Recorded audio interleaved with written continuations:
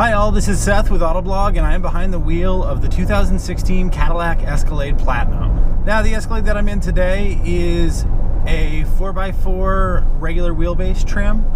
As I said, it's got the Platinum package, which means it's got a lot of stuff on it, tons and tons of feature content.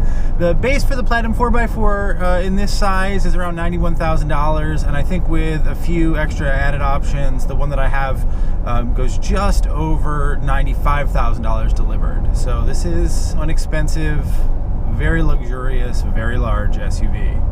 One thing that this Cadillac doesn't lack for is motivation. There's a 6.2 liter V8 engine under the hood cranking out 420 horsepower and 460 pound-feet of torque. It always feels ready to get up and go, even for such a big car, and there's certainly plenty of power.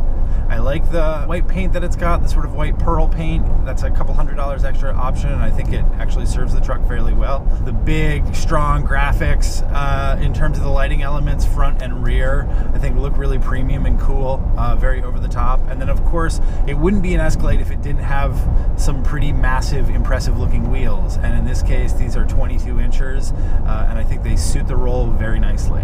Actually, the confines of this cabin right now are some of the nicest that I've ever been in a Cadillac, and certainly you can tell that they've gone up a level from the previous generation Escalade. You've got leather everywhere. You've got this sort of micro suede material that's on the sort of lower half where you'd usually see a lot of hard plastics or plastics in general.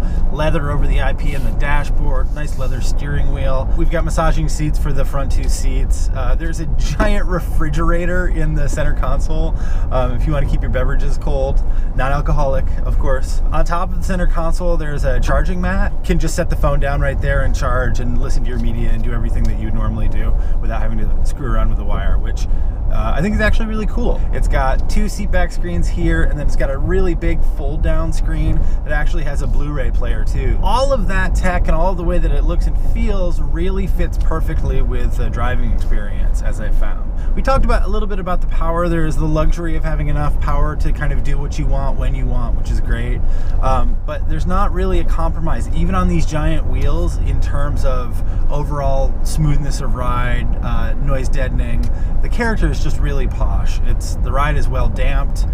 It's quiet. You do hear it a little bit more than you might in something like, an S-Class or an Audi A8 or something that, another sort of limo style car. But it is a really nice, quiet, refined, buttoned-down experience. Okay, so you'll probably notice that I haven't really listed a lot of negatives for the Escalade.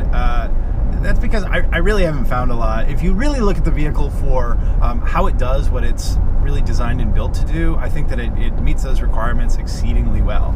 So in that $75,000 to $100,000 range, you can just buy a lot of really nice, very posh SUVs these days. All in all, I've really been enjoying myself cruising around on a lovely fall day in a big, pretty car and having a good time. Thanks for coming along, guys. For Autoblog, I'm Seyth Miersma.